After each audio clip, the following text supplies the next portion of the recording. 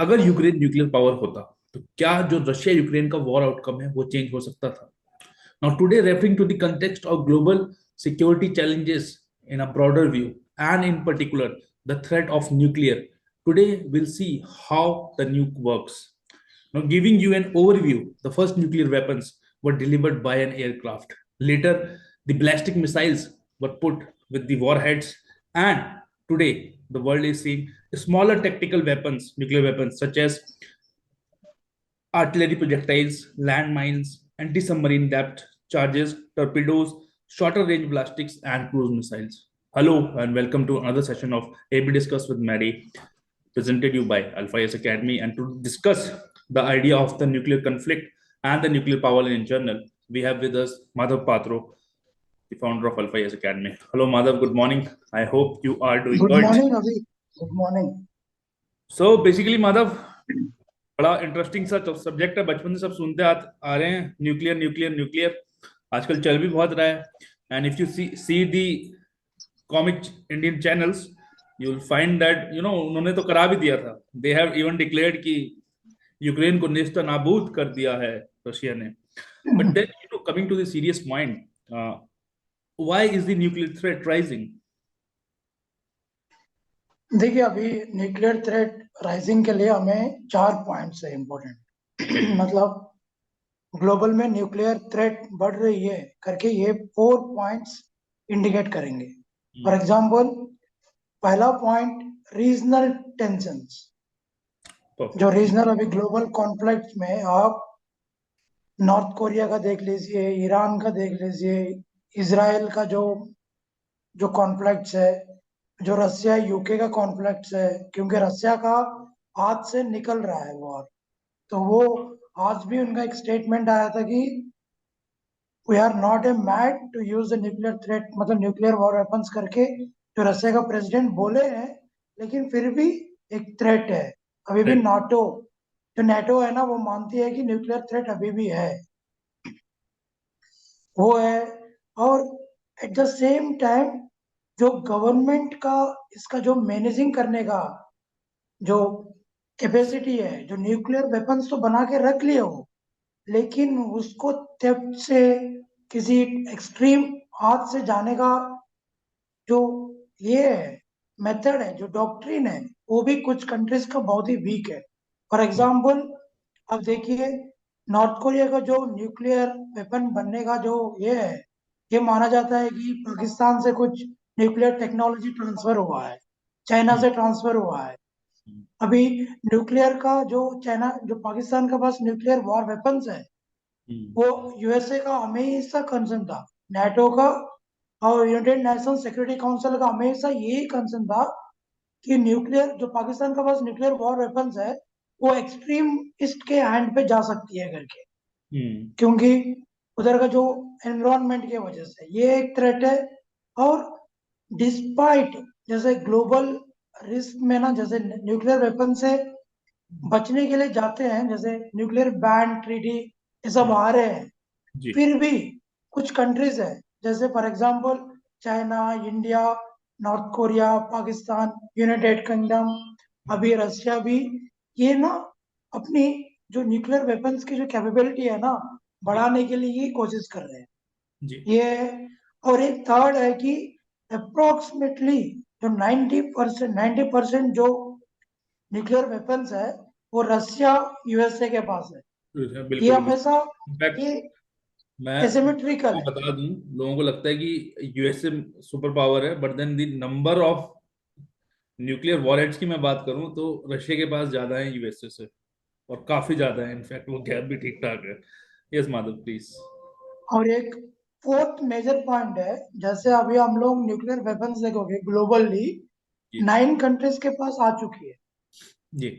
मतलब अभी जैसे नॉर्थ कोरिया ऑफिशियली तो डिक्लेयर कर चुका है अपने पास न्यूक्लियर, लेकिन इसराइल जो है वो डिक्लेयर नहीं हुआ है, लेकिन बाकी के पास कंट्रीज के पास, जैसे India, Pakistan, China, USA, Russia, France, UK, इन सब के पास है।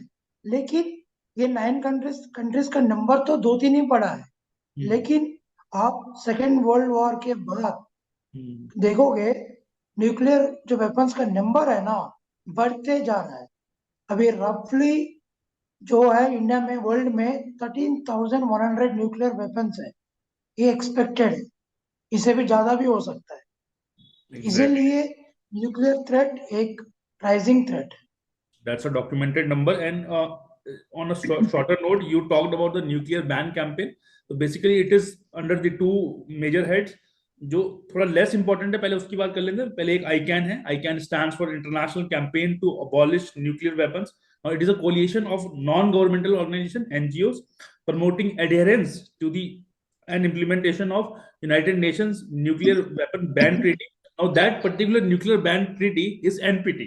Now, NPT stands for Non-Proliferation Treaty. Now, Non-Proliferation Treaty has a history of itself. We'll discuss it in some other edition.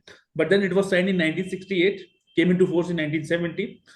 Presently, it has 190 members, and to be very categorical about it, India is not a member of NPT, और वही सबसे बड़ा एक debate भी है. But then for now, we'll let that debate to sink in. And coming back to our debate, Madhav, the role of nuclear weapons in today's world, now it is, you know, कैसे वो काम कर रहे हैं, deterrence की तरह, compliance की तरह, क्या ऐड कर रहे हैं, न्यूक्लियर वेपन्स की क्या महत्वता हो गई है आज के विश्व में, या करंट? आपने सही बोला है।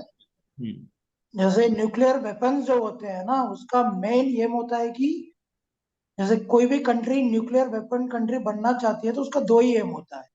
एक, डिफरेंस डेवलप करे, जैसे इंडिया ने जो न्यूक्लियर वेपन बना था, क्योंकि एक डिफरेंस डेवलप करने के लिए चाइना से, पाकिस्तान से, जी, ठीक है। जैसे एक और एक होता है कि कंपेलेंस। कंपेलेंस में ये होता है जी, कि आप किसी को फोर्स कर सकते हो कि पीस एग्रीमेंट पे आ जाए, नहीं तो कुछ आपको कुछ ऑब्जेक्ट ये करना है, गेन करना है, जैसा अभी यूएस यूके रशिया करना चाहता था जी, कि हम न्यूक्लियर पावर्ड कंट्री है, तो जैसे नेटो बैक्ड कंट्रीज ये सब अटैक नहीं कर सकते हैं हमें, क्योंकि हम न्यूक्लियर पावर्ड है। लेकिन ये भी है कि क्यों कोई कंट्री नेटो में क्यों ज्वाइन होना चाहती है, क्योंकि उसको न्यूक्लियर डिफरेंस मिल जाएगी, ठीक है। और कंप्लेंस, जैसे अभी रिसेंटली जो मनोहर पर्रिकर का जो इंस्टीट्यूशन है, जो डिफेंस एनालिसिस करती है, yes, और नेटो का भी रिसेंटली एक पेपर आया था कि जी, न्यूक्लियर वेपन का कैसे, मतलब ज्यादा सस्टेनेबल है, कैसे यूज कर रही है। तो जी, उसमें क्लियरली उन्होंने बोले थे कि स्कॉलर्स कि न्यूक्लियर वेपन्स ना डिफरेंस के लिए इंडिया में, जो वर्ल्ड में, ग्लोबल में सही से काम किया है। फॉर एग्जाम्पल आप इसराइल को देख लो, हाँ, नॉर्थ कोरिया की भी सर्टेन एक्सटेंट देख लीजिए आप, ठीक है। इनफैक्ट, हाँ, रिसेंटली यूक्रेन और रशिया की भी बात करें तो शायद नाटो इसीलिए घुसने में डर रहा है कि रशिया हाँ, पोजेसेस न्यूक्लियर वेपन, नहीं तो NATO is,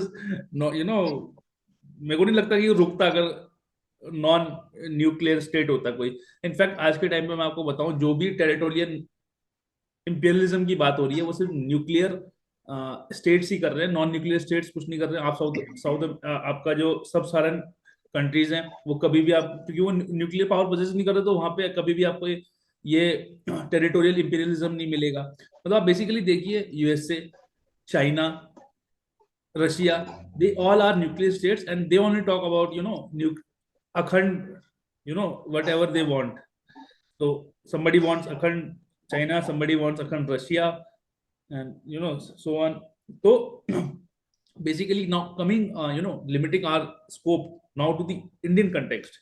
Now, geographically speaking, we have two major neighbors which possesses nuclear power. Now, sub-Asian subcontinent. Now, sub-Asian subcontinent, I am referring to India, Pakistan, and China in a larger context. Now, three countries in this small region possesses nuclear warheads. What is the way ahead for India? जैसे हमें, जैसे wait पहले discuss ये भी करना था, जैसे हम लोग अभी डिस्कस किए थे कि जी, डिफरेंस और कंपेलेंस जी, कैसे, ये जो न्यूक्लियर वेपन्स होते हैं, जी, आप जैसे अभी रिसेंटली मैंने डिस्कस किया था कि नेटो का पेपर, जो मनोहर पर्रिकर का पेपर है, जी, उसमें क्लियरली बोला गया था कि जो न्यूक्लियर वेपन्स है डिफरेंस के लिए अच्छे से काम कर रहे हैं, लेकिन कंपेलेंस के लिए काम नहीं कर रहे हैं। जी, कोई ऑब्जेक्टिव आप अचीवमेंट करना चाहते हो वो नहीं कर सकते हो। जी आपने प्रीवियसली सही बोला है कि जी रशिया, जैसे यूक्रेन 1994 में, जब जैसे यूक्रेन का जो रशिया, ब्रिटेन ने, यूनाइटेड स्टेट ने उनको जी एक सिक्योरिटी ये दिया था कि हम आप उनके पास भी न्यूक्लियर स्टॉक फाइल्स थे, जी। तो न्यूक्लियर उनको गिव अप करना पड़ा हाँ, कि सिक्योरिटी एश्योरेंस दिया रिटर्न गया था, सिक्योरिटी बिल्कुल देंगे बिल्कुल, करके। एब्सोल्युटली। लेकिन इनफैक्ट क्या हुआ? यूक्रेन और एक और कोई सेंट्रल एशियन कंट्री से, दो कंट्रीज को वो एश्योरेंस दिया गया था। हाँ, वो कंट्री भी सोच रही होगी, हाँ, they would have been rethinking their decision to give up the nuclear stockpiles. Yeah, you are absolutely right. इसीलिए अभी Yeah, अभी इसीलिए बहुत सारे जो यूरोपियन कंट्रीज है, जो फिनलैंड है, स्वीडन है, ये सब जो रशिया के बॉर्डर पे आते हैं, वो इसीलिए बोल रहे हैं कि हमें नाटो में ज्वाइन करना है, हाँ, क्योंकि एक न्यूक्लियर डिफरेंस, भले उनके पास न्यूक्लियर वेपन्स नहीं है, लेकिन नाटो के पास तो है, तो एक न्यूक्लियर डिफरेंस डेवलप करने के लिए कर रहे हैं। तो न्यूक्लियर वेपन्स डिफरेंस के लिए अच्छे से काम करता है, इंडिया को भी सही से काम किया है। लेकिन इंडिया को ना कुछ, जैसे अभी ग्लोबल कॉन्फ्लिक्ट्स है, एक तो मतलब एक सिनेरियो है, जैसा अभी रिसेंटली जो इंडिया का डिफेंस रिसर्च पेपर में भी बोला गया कि इंडिया, देखिए, जो कन्वेंशनल वॉर है अभी, जैसे पाकिस्तान, जो उनका खुद का क्राइसिस है, इकोनॉमिक क्राइसिस है, पॉलिटिकल क्राइसिस है, अफगानिस्तान का क्राइसिस है, तो वो इंडिया को कन्वेंशनली वो थ्रेट नहीं कर सकते हैं। लेकिन उनकी जो लो कॉस्ट वॉरफेयर है, जो प्रॉक्सी वॉरफेयर है, वो इंडिया के लिए थ्रेट है। और चाइना भी देख लीजिए, चाइना भी कन्वेंशनली इंडिया को अटैक नहीं करेगी आफ्टर, जैसे रशिया को कितना एक्सपीरियंस हुआ है यूक्रेन को। सो इंडिया को ना ये लेसन्स तो है कि इंडिया का बिल्कुल मेजर लेसन्स है कि इंडिया को ही डेवलप करना है, कि डिफरेंस मतलब अप्रोच में डेवलप करना है। बिल्कुल। और अगर मैं इंडिया की और बात करूं, तो बेसिकली इंडिया का जो मतलब हमारा लार्जर ओवरव्यू है क्या, हमारे पास किस टाइप के वेपन्स हैं, अगर आप हमें ब्रीफ कर सकें उस चीज पे, किस टाइप के वेपन्स हैं, क्या चीजें हमें डेवलप देखिए करनी है। देखिए अभी रिसेंटली क्या हुआ, जैसे फरीद जकेरिया का एक जीपीएस हुआ था 2 मंथ्स पहले, जी। और एस्ली का, एस्ली will will कुछ will will, एक will स्कॉलर है request वो। that will request the editor to put the photo of Fareed Zakaria on the screen, because people get confused who is Fareed Zakaria, and you often quote Fareed Zakaria. Now I tell you that Madhav is a big fan of Fareed Zakaria. Now Fareed Zakaria, he is a less of a friend of Ravish Kumar, but then he is a more of a fan of Fareed Zakaria. Yeah, Madhav, please.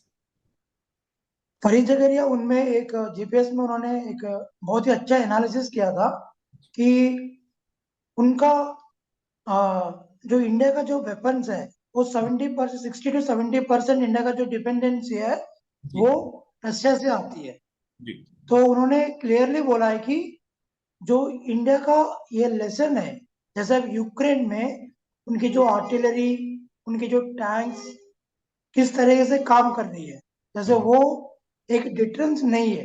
भले जो conventional war में जो Russia का जो equipments है, उनको ही ये नहीं, डिफरेंस नहीं है। और एक बात भी बोला है कि इंडिया को उन्होंने, कि इंडिया के पास जो एम्यूनिशन है, अभी हम्म, देख लीजिए आप, जो रशिया का यूक्रेन वॉर पे, आप ये रशिया क्या समझा था कि एक हफ्ते में हम लोग यूक्रेन को ये कर लें, कंट्रोल में ला लेंगे। दो 2 दिन में। लेकिन हाँ, हाँ जी, तो उनके बाद जब उन्होंने काउंटर अटैक किया था, तो रशिया का मेजर प्रॉब्लम आया था कि लॉजिस्टिक सपोर्ट, उनकी लॉजिस्टिक्स। एम्यूनेशन। यस। तो फरीद जकीर भी यही बोले थे कि इंडिया को डिफेंस डाइवर्सिफिकेशन करना है। ठीक है, इंडिया कर रही है, अभी फ्रांस के पास, यूएसए के पास, इसराइल से इंडिया का डाइवर्सिफिकेशन तो हो रहा है, लेकिन इंडिया को इतना इंडिजिनियसली कैपेसिटी बिल्डिंग करना पड़ेगा कि उनकी लॉजिस्टिक सपोर्ट और एम्यूनेशन के लिए ये रहे, मतलब स्ट्रेंथ हो जाए। और उन्होंने भी इनफैक्ट एक अच्छा एग्जाम्पल भी दिया था कि इनफैक्ट इंडिया जब 1970, हाँ जी, नहीं नहीं, प्लीज प्लीज प्लीज, कोई नहीं। हाँ, उन्होंने अच्छा एग्जाम्पल दिया था कि 1971 वॉर में इंडिया को जो वॉर था, मतलब जो जियोग्राफिकल एडवांटेज था, इसीलिए इंडिया पाकिस्तान को कंट्रोल, मतलब जो ईस्ट पाकिस्तान और बांग्लादेश है उसको कंट्रोल में ला लिया था। लेकिन उस टाइम पे भी इंडिया को और कुछ दिन रुकना, मतलब कुछ वॉर कुछ दिन चल जाता तो इंडिया को एमिनेशन और लॉजिस्टिक प्रॉब्लम आती, तो इंडिया अपने ऑब्जेक्टिव्स अचीव नहीं कर पाती थी। तो That, इसीलिए लॉजिस्टिक सपोर्ट बहुत इंपॉर्टेंट है इंडिया के लिए। in fact, if I may quote our own Fareed Zakaria, Mr. Shikhar Gupta, so he always said that the professional talks about the ammunition. The amateurs talk about the ammunition, but the professional talks about the logistics, because logistics has been the most important aspect in any war, or in any field. If you don't have a good logistics, you are not going anywhere. Madhav, any concluding remarks? जैसे अभी हमें जो Ukraine का war है Russia से, क्योंकि Russia क्यों है इम्पोर्टेंट है इंडिया के लिए, क्योंकि हिस्टोरिकली इंडिया का जो डिफेंस है वो रशिया से ही डेवलप हुआ है। इसीलिए हमें जो भी रशिया यूक्रेन का वॉर का जो आउटपुट है वो हमारे लिए लेसन है, वो हमारे लिए वे फॉरवर्ड है।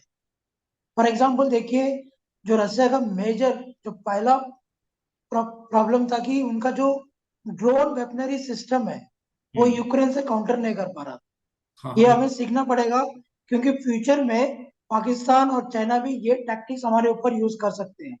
Exactly. और एक है कि जो रशिया का जो इनएडिक्वेट कोहेजन बिटवीन द फोर्सेस, ये भी हमारे लिए एक लेसन है।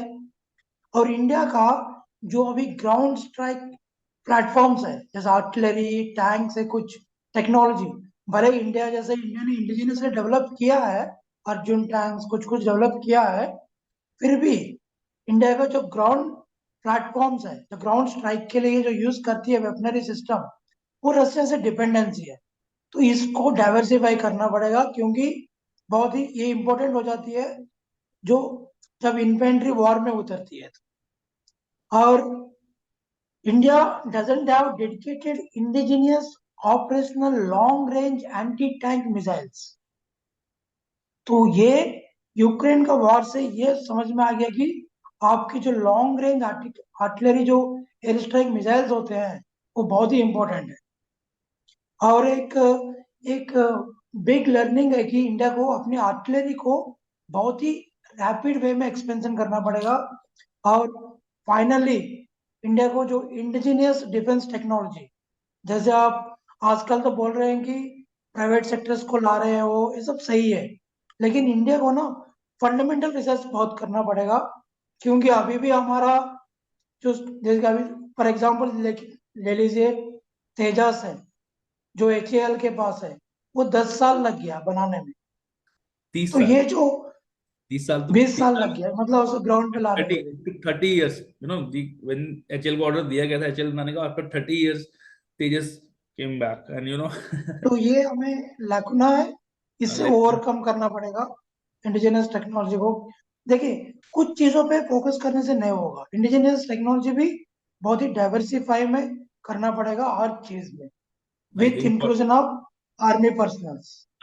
absolutely, and I think on a lighter note, वो तभी हो पाएगा जब we have to stop our brain drain, and the cream of our country like you, who are from the IITs and the NITs, have to stay in India and work for the country on a I understand that the salaries are very meager here, but then you guys have to stop going to US. Then then only we can have stupendous progress in this field. So I think on a concluding note, the time for the hand-to-hand combat is gone. Upgradation of technology is a need of the hour. We need the ground strike capability to be increased, and we need more long ranges missile. Agni 5 being the one, but then it's time that we need Agni 6 and 7. And on a concluding point, logistics is must, according to Madhav. And that was all in this session of AB Discussed with Maddie. I hope you guys enjoyed it. And if you have any comments, please tell us in the comment box. If you have any topic, you can also tell us in the comment box, or you can contact us if you need any guidance. Till then, take care. Bye bye. Keep healthy and keep smiling. And we shall see you soon. Bye bye. Thank you, Maddie. Bye bye, thank you.